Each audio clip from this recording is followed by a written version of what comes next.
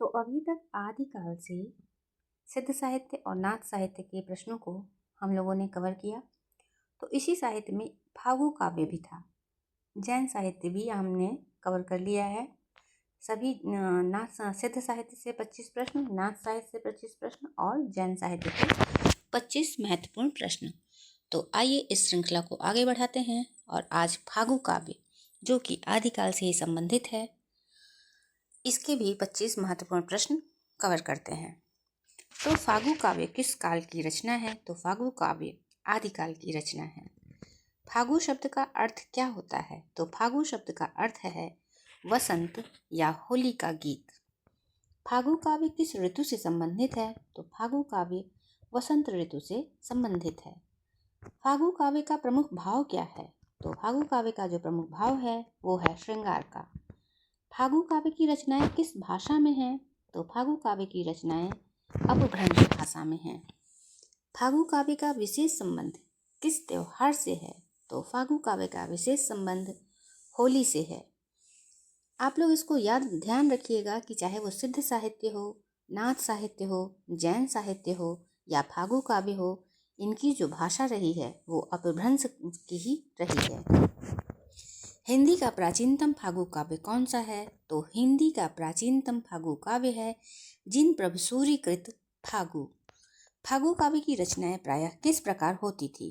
तो फागु काव्य की रचनाएं प्रायः ऋतु वर्णन और श्रृंगार गीत पर हुआ करती थी। नल दमयंती फागु किसकी रचना है? तो नल दमयंती फागु जिन प्रभसूरी की रचना है। फागु काव्य का उद्भव किस परंपरा से माना जाता है?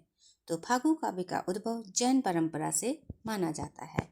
फागु काव्य की रचनाएं किन छंदों में मिलती है? तो फागु काव्य की रचनाएं अपभ्रंश छंद में मिलती है। फागु काव्य में किस रस की प्रधानता रही? तो फागु काव्य में श्रृंगार रस की प्रधानता रही है। फागु काव्य का समय काल क्या रहा है? तो यहाँ पर फागु काव्य का समय काल बदल चुका है। सिद्ध साहित्य, नाथ साहित्य और जैन साहित्य का जो समय काल 8वीं से लेके 10वीं शताब्दी तक रहा है, तो यहाँ इनका 12वीं से लेके 14वीं शताब्दी तक रहा है। महुआ फागु किस कवि की रचना है? तो महुआ फागु जिन प्रभसूरी की रचना है। फागु काव्य किस साहित्यिक धारा से जुड़ा है? फागु काव्य वसंत ऋतु एवं उत्सव साहित्य से जुड़ा हुआ है।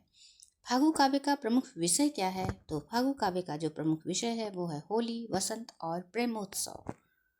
फागु काव्य की रचनाएं किस शैली में मिलती हैं?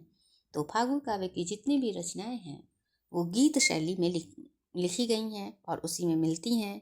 गीतात्मक या गीत अर्थात गाया जाने लायक। फागु काव्य की भाषा का स्वरूप क्या है? तो फागु काव्य की भाषा का स्वरूप अपभ्रंश मिश्रित है। सतसई किस हाल की रचना है? तो सतसई आदिकालीन फागु काव्य से असंबद्ध है। फागु काव्य में किस धर्म का प्रभाव विशेष रूप से है? तो फागु काव्य का जो जैन धर्म है उसी धर्म का प्रभाव इस काव्य पर पड़ा है। फागु का संबंध किस साहित्य से माना जाता है? तो फागु का संबंध श्रृंगार प्रधान गीत साहित्य से माना जाता है। राम फागु किसकी रचना है? तो राम फागु जिन प्रभसूरी की रचना है।